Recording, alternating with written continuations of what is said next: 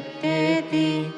त्वं भूमिरापो नलो अनिलो नभः। त्वं चत्वारि वाक्पदानि। त्वं गुणत्रयातीतः। त्वं देहत्रयातीतः। त्वं कालत्रयातीतः।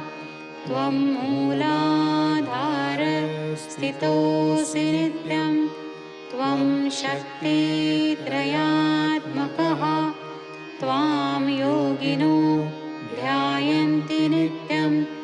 त्वं ब्रह्मास्त्वं विष्णुस्त्वं रुद्रस्त्वं इन्द्रस्त्वं अग्निस्त्वं वायुस्त्वं सूर्यस्त्वं चन्द्रमास्त्वं ब्रह्मभूर्भुवस्वरो